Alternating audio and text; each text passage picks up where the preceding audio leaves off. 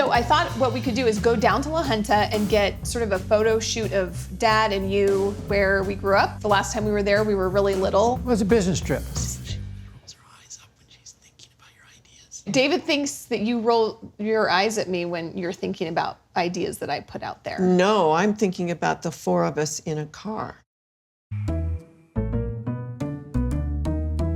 Uh-oh. That's all right. I think we got the wrong order. I think I accidentally got a salad in a sandwich. Ooh. Today at the lunch meeting, I wanted to float the idea of getting the whole family down to La Junta for a quick photo shoot. Driving's not my favorite thing to Hey, do. listen, we've had numerous road trips to La Junta. Road trips with our family turn out okay eventually. There's quite a lot of drama going into it. Mike is not a big fan of road trips. He even hates to ride in a car, let alone drive a car. It's not pleasant for anybody.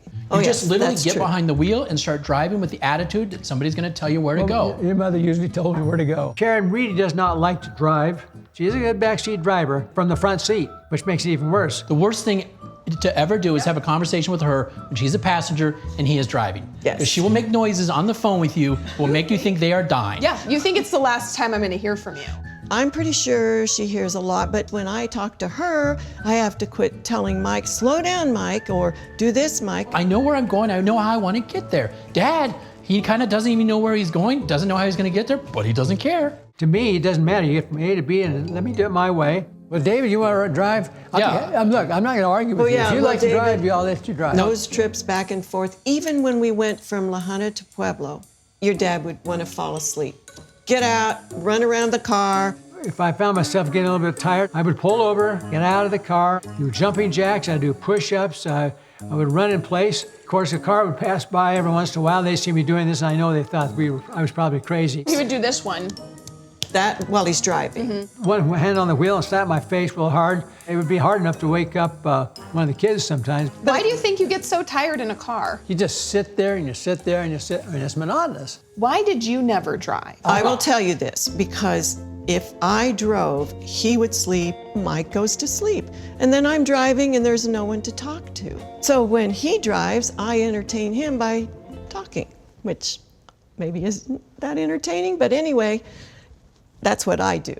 You two are view pushers. That's exactly what it's like being in a car with you. What kind of push? View pushers. Look at the push mountains. the view. Oh yeah, no, but look at that. I think the reason why is because not enough people appreciate how beautiful it is outside when you're But driving. you want them to appreciate it at the same level that you appreciate it. Well, I mean, let's talk about what a view is. Mountain sunset is a view. Corn. Corn can be a beautiful view. When you kids would get bored and there wouldn't be anything outside the windows, you would say, well, where are we? And we would say, we're in limbo. That scared me, because you know what else you said? I would say, well, who lives in limbo? And you'd said, limbo-binas live in Oh limbo. yeah. When you have to answer a million questions from kids in the back seat, you come up with some responses. So I made it up, limbo-binas. When you're 5 years old, what are you supposed to think when they say there are limbo-binas outside the car and it's dark outside? Well, my first thought is a little bean-sized guy. Yeah. Little beans. Well, not mine, Okay. not mine. I'm picturing like these face-sucking aliens that come out of nowhere, in the middle of nowhere.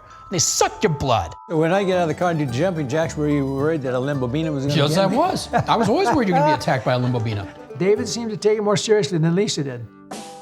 I could drive too. You don't have to drive because I like to drive. But I enjoy it too. I know, but I mean, that's my thing. We could- When it's a family, I drive.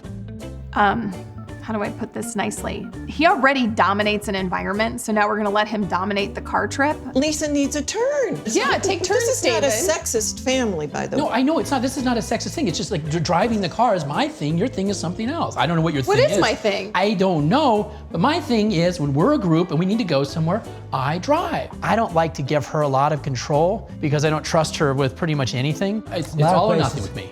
Well, then If I'm not gonna drive, I'm not gonna drive. You can't count on me to back up drive. Okay, you wanna drive? You drive. It's on you. If we get to La Junta, great, congratulations. If we don't, that's on you. You own that. You want to drive, but you want to stop for coffee. That's fine. Mom and I are going to sit in the back and take a nap. How about that?